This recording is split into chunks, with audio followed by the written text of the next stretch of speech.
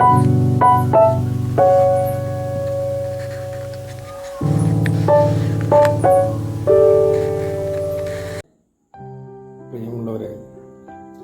സമാധാനജാല 7ാം ഘട്ടം യുദ്ധത്തിന് എതിരെയായിട്ടുള്ള കാവ്യശിഖയുടെ ഏറ്റവും മികച്ച പ്രവർത്തനത്തിലൊന്നായ സമാധാനജാല 7ാം ഘട്ടം 47ാമത്തെ ദിവസമാണ്. എല്ലാ ദിവസത്തെയും പോലെ സമാധാനജാലയുടെ ഉദ്ഘാടനം നിർവഹിച്ചുകൊണ്ട് ഒരാൾ സംസാരിക്കുന്നുണ്ട്. അധ്യക്ഷൻ, നന്ദി പറയുന്ന വ്യക്തികൾ, പ്രിയപ്പെട്ട കാവ്യശിഖ കുടുംബാംഗങ്ങളെ, യുദ്ധത്തിനെതിരെ ഫലസ്തീനിൽ ഇസ്രായേൽ നടത്തുന്ന യുദ്ധം, പിന്നീട് ഇസ്രായേൽ കടന്നാക്രമണം ഇറാനിലേക്ക് നടത്തുന്ന ഇറാൻ്റെ തിരിച്ചടി, അങ്ങനെ മൊത്തത്തിൽ ഒരു യുദ്ധാന്തരീക്ഷത്തിന്, യുക്രൈൻ റഷ്യ യുദ്ധാന്തരീക്ഷത്തിലാണ് ഈ സമാധാനജാല നമ്മൾ തുടങ്ങിയതെങ്കിലും ഇന്നെത്തുമ്പോഴും സമാധാനജാല മറ്റു രൂപത്തിലേക്ക് പരുവപ്പെടുത്തേണ്ട ആവശ്യകതയിലേക്കും കൂടി വന്നിരിക്കുന്നു. നമുക്കറിയാം, ഈ കഴിഞ്ഞ ദിവസം മലയാളികളായ 2 കന്യാസ്ത്രീകൾക്ക് നേരെ ബജ്റംഗ് ദളിൻ്റെ നേതൃത്വത്തിലുണ്ടായ പ്രശ്നങ്ങളും കോടതി അവർക്കെതിരെ സ്വീകരിക്കുന്ന നടപടികളും എത്രമാത്രം യുദ്ധത്തേക്കാൾ ഭീതിതമാണ് ഇന്ത്യയിൽ നടത്തപ്പെടുന്ന നിയമവാഴ്ച സമ്പ്രദായം എന്ന് നമുക്ക് മനസ്സിലാവുന്നുണ്ട്. അതിനെതിരെയുള്ള പ്രതിഷേധങ്ങൾ പാർലമെന്റിനകത്തും പുറത്തുമായിട്ട് ഇടതുപക്ഷ ജനാധിപത്യ മുന്നണിയുടെ പ്രവർത്തകരും നേതാക്കളുമൊക്കെ സംഘടിപ്പിച്ചിട്ടുള്ള രീതിയിലേക്ക് ഫാസിസത്തിൻ്റെ ഇന്ത്യയിൽ നടക്കുന്ന ഫാസിസത്തിൻ്റെ ഫാസിസത്തിൻ്റെ പ്രശ്നങ്ങളെ ചൂണ്ടിക്കാട്ടിക്കൊണ്ട് ഇപ്പോൾ സമാധാനം ജാലയെ വേറെ രീതിയിലേക്ക് മാറ്റപ്പെടുന്ന അവസ്ഥയുണ്ട്. അപ്പോൾ ഈ വിഷയങ്ങളിലൊക്കെ ഊന്നിക്കൊണ്ട് തന്നെ നമ്മുടെ സമാധാനജാല ആഗസ്റ്റ് 15 വരെയുള്ളത് മുന്നോട്ട് പോകട്ടെ. എൻ്റെ കർത്തവ്യത്തിലേക്ക് ഞാൻ കിടക്കുകയാണ്. ഇന്ന് ഈ സമാധാനജാലയുടെ ഉദ്ഘാടനം ചെയ്യുന്നത് ശ്രീമതി ബില്ലു പത്മിനി നാരായണനാണ്. അറിയപ്പെടുന്ന കവിയാണ്, ഗാനരചയിതാവാണ്. പുലപ്പങ്ക് പോലെയുള്ള മികച്ച രചനകൾ സൃഷ്ടിച്ച വ്യക്തിയാണ്. ഉദ്ഘാടനം ചെയ്യുന്ന ബില്ലു പത്മിനി നാരായണനെ ഏറ്റവും സ്നേഹപൂർവ്വം ഞാൻ സ്വാഗതം ചെയ്യുന്നു. അധ്യക്ഷത വഹിക്കുന്നത് നമ്മുടെ പ്രിയപ്പെട്ട ശൈലജാവർമ്മയാണ്.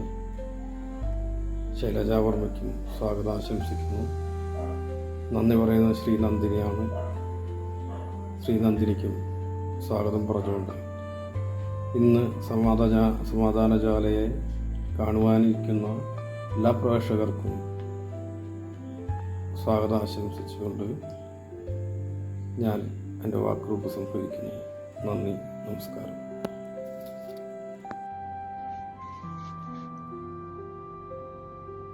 എല്ലാവർക്കും നമസ്കാരം. ഞാൻ ശൈലജാവർമ്മ. 2025 ജൂൺ 17-ാം തീയതി മലയാളത്തിൻ്റെ പ്രിയപ്പെട്ട സച്ചിദാനന്ദൻ മാഷ് ഉദ്ഘാടനം ചെയ്ത കാവ്യശിഖയുടെ സമാധാന ജ്വാല 7ാം ഘട്ടം 47ാം ദിവസത്തിലേക്ക് കടക്കുകയാണ്.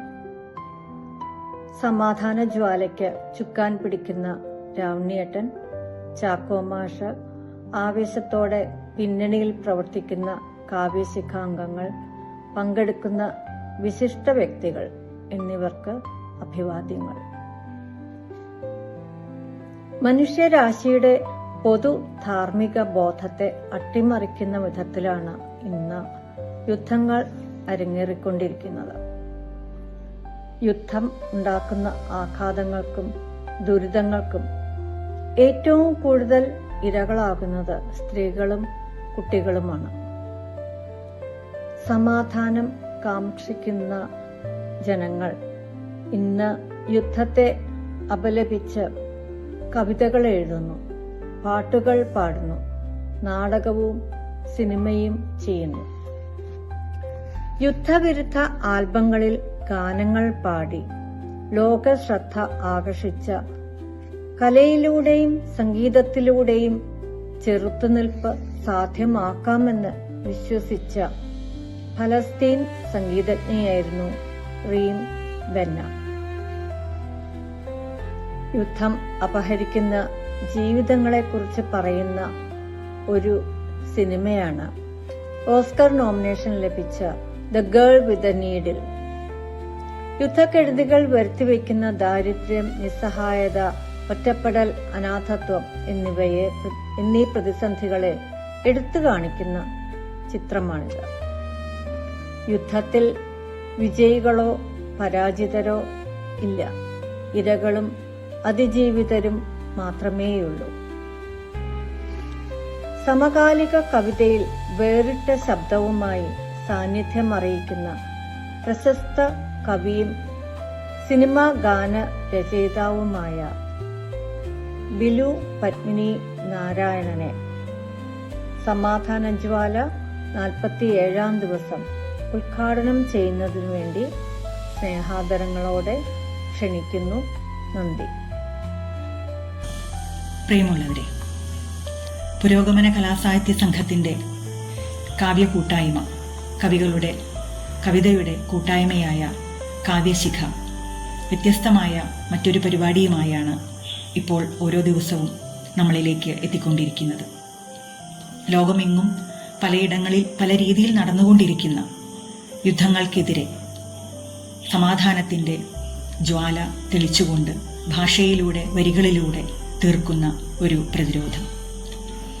ഇന്ന് 47-ാം ദിവസത്തിൽ എത്തി നിൽക്കുന്ന ഈ പരിപാടി ഒരുപക്ഷെ കേരളം കണ്ടിട്ടുള്ള കാവ്യകൂട്ടായ്മകളിൽ സവിശേഷമായ രീതിയിൽ അതിലെ പങ്കാളിത്തം കൊണ്ട്, അതിൽ പങ്കെടുത്ത കവികളുടെ, മനുഷ്യരുടെ ബാഹുല്യം കൊണ്ട് ഏറെ ശ്രദ്ധിക്കപ്പെട്ടു കഴിഞ്ഞു.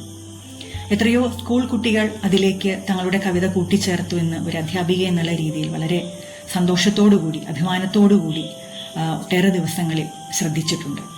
അതുപോലെ തന്നെ അധ്യാപകർ, സമൂഹത്തിന്റെ പല തുറകളിലുമുള്ള മനുഷ്യർ. കവിത കൊണ്ട് നമ്മൾ എന്ത് ചെയ്യണം എന്നതിനെ സംബന്ധിച്ച് പലപ്പോഴും വിമർശനപരമായിട്ട് നമ്മൾ പറയുന്നതിന്റെ, ചോദ്യങ്ങൾ ഉയർത്തിയിട്ടുള്ളതിന്റെ ഒരു വലിയ മറുപടി കൂടിയാണ് ഇത്.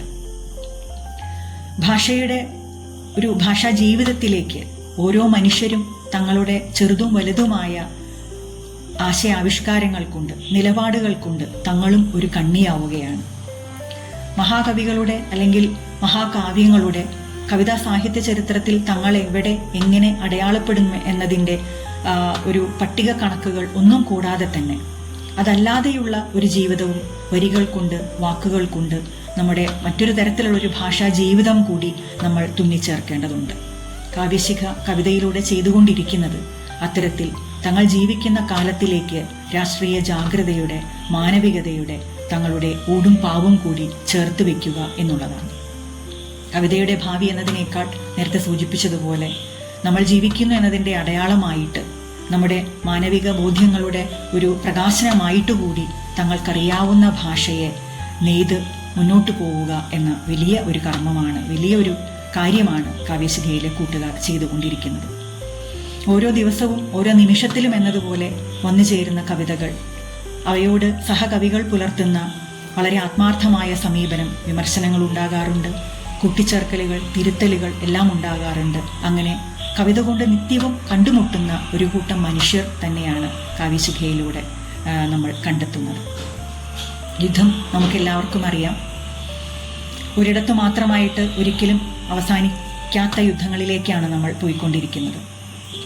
എവിടെയാണോ നമ്മൾ ഇന്ന് മരണം കാണുന്നത്, വിപത്തുകൾ നിരന്തരം നടത്തിക്കൊണ്ടിരിക്കുന്നത്, അത് നമ്മുടെ വീട്ടുവാതിൽക്കലേക്കും നമ്മുടെ നാട്ടിലേക്കും എത്താൻ നിമിഷങ്ങൾ മതി എന്ന് പറയുന്ന അത്തരമൊരു ആഗോള തലം കൂടി ഇന്ന് മറ്റെല്ലാ ജീവിതമുഖങ്ങൾക്കും എന്നതുപോലെ യുദ്ധത്തിനും കൈവന്നിട്ടുണ്ട്. അതുകൊണ്ട് തന്നെ ഭൂമിയിലെ എല്ലാ മനുഷ്യരും എവിടെ നടക്കുന്ന യുദ്ധത്തിനെതിരെയും ജാഗ്രത പുലർത്തേണ്ട, തങ്ങളുടെ ജീവിതാവസ്ഥകളിൽ നിന്നുകൊണ്ട് ഇനിയൊരു യുദ്ധം ഒരു ആഗോള യുദ്ധമായിട്ട് പരിണമിച്ചുകൂടാ എന്നതിൻ്റെ ഒരു വലിയ ബോധ്യത്തിലേക്ക് എത്തി നിൽക്കേണ്ട ഒരു സന്ദർഭമാണിത്. രണ്ടുവരി കവിത കൊണ്ട് തന്നെ സഹകവികളുടെ ഈ കൂട്ടായ്മയിലേക്ക് ചേർന്നുകൊണ്ട് 47ാമത്തെ ദിവസത്തെ നമ്മുടെ ഈ സമാധാനത്തിൻ്റെ ജ്വാല എല്ലാ കത്തിയെരിയുന്ന നാട്ടിലെയും വിലാപങ്ങൾക്ക് മുകളിൽ സമാധാനത്തിൻ്റെ ഒരു ചെറിയ ഒരു അംശമെങ്കിലും ആയിക്കൊണ്ട് നമ്മുടെ മനസ്സിലുള്ള അവരോടുള്ള ഐക്യത്തിൻ്റെ ഒരു ചെറിയ ഒരു തലമെങ്കിലും ഉണർത്തിക്കൊണ്ട് അത് മുന്നേറട്ടെ, അത് കത്തിജ്വലിക്കട്ടെ എന്ന് ആശംസിച്ചുകൊണ്ട് രണ്ടുവരി കവിത വായിക്കുന്നു. ജനിക്കും മുമ്പേ മരിച്ചു പോകുന്ന അവിടുത്തെ കുഞ്ഞുങ്ങൾ, കാൽ ചവിട്ടാതിരുന്ന മണ്ണ് നമ്മുടെ മക്കളുടെ കാൽച്ചുവട്ടിൽ നിന്ന് പതുക്കെ അടർന്നു മറയുന്നുണ്ട്, നമ്മളതറിയുന്നേയില്ല. ജനിക്കും മുമ്പേ മരിച്ചു പോകുന്ന അവിടുത്തെ കുഞ്ഞുങ്ങൾ, കാൽ ചവിട്ടാതിരുന്ന മണ്ണ് നമ്മുടെ മക്കളുടെ കാൽച്ചുവട്ടിൽ നിന്ന് പതുക്കെ അടർന്നു മറയുന്നുണ്ട്, നമ്മളതറിയുന്നേയില്ല. അവിടെ മരിച്ചുപോയവരുടെ അവസാന നിശ്വാസങ്ങൾ നമ്മുടെ വലിച്ചെടുക്കുന്ന ഓരോ ശ്വാസത്തിലും നിന്ന് തിരിച്ചുതാ തിരിച്ചുതാ എന്ന് അലറി വിളിക്കുന്നുണ്ട്, നമ്മളതറിയുന്നേയില്ല. മരിച്ചുപോയവരുടെ അവസാന നിശ്വാസങ്ങൾ നമ്മുടെ വലിച്ചെടുക്കുന്ന ഓരോ ശ്വാസത്തിലും നിന്ന് തിരിച്ചുതാ തിരിച്ചുതാ എന്ന് അലറി വിളിക്കുന്നുണ്ട്, നമ്മളത് കേൾക്കുന്നേയില്ല. നമ്മുടെ മറവികൾക്കും ബധിരതകൾക്കും എല്ലാം മുകളിൽ ചെറിയ ശബ്ദങ്ങളെങ്കിലുമാകാൻ കവിത കൊണ്ട് നമ്മളുടെ കൂട്ടായ്മകൾ കൊണ്ട് സാധിക്കട്ടെ എന്ന് ആശംസിച്ചുകൊണ്ട് 47ാമത്തെ ദിവസത്തെ ഇന്നത്തെ കവിതകൾക്ക് എല്ലാവിധ നന്മകളും നേർന്നുകൊണ്ട് നിർത്തും.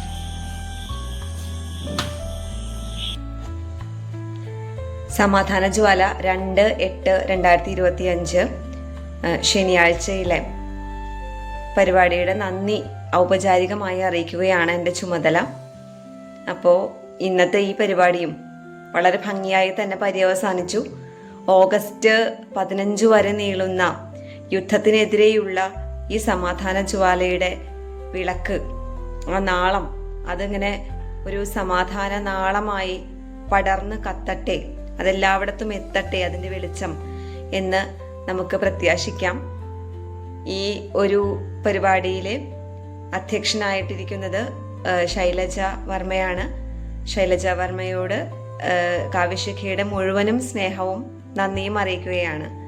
അതുപോലെ തന്നെ വളരെ തെളിച്ചമുള്ള വാക്കുകൾ കൊണ്ട് ഈ ജ്വാലയെ ഒന്നുകൂടി ശോഭയുള്ളതാക്കിയ ബിലുപത്മിനി നാരായണനാണ് നമ്മുടെ ഉദ്ഘാടകയായിട്ടുണ്ടായിരുന്നത്, എത്തിച്ചേർന്നത്. ബിലുപത്മിനി നാരായണന് വളരെ സ്നേഹത്തോടു കൂടി കാവ്യശിഖയുടെ മുഴുവൻ ആദരവും നന്ദിയും സ്നേഹവും അറിയിക്കുന്നു. അതേപോലെ ഈ പരിപാടിയുടെ സ്വാഗതം ആശംസിച്ചത് സ്വരാജാണ്. കാവ്യശിഖയുടെ ഒരു നല്ല പ്രവർത്തകനായിട്ടുള്ള സ്വരാജിന് എല്ലാ കാവ്യശിഖാംഗങ്ങളുടെ പേരിലും നന്ദി അറിയിക്കുന്നു. ഇനിയും ഇത്തരത്തിലുള്ള യുദ്ധം പോലുള്ള മാരക വിനാശകരമായിട്ടുള്ള പദ്ധതികൾ ഈ ലോകത്ത് നിന്ന് തന്നെ തുടച്ചു നീക്കപ്പെടണമെന്ന് കാവ്യശിഖയിലെ എല്ലാ അംഗങ്ങളും അതുപോലെ തന്നെ മലയാള കവികളും ആഗ്രഹിക്കുന്നു. അതിനുവേണ്ടി ഇനിയും ഇത്തരത്തിലുള്ള പ്രവർത്തനങ്ങൾ ഉണ്ടായിക്കൊണ്ടേയിരിക്കും.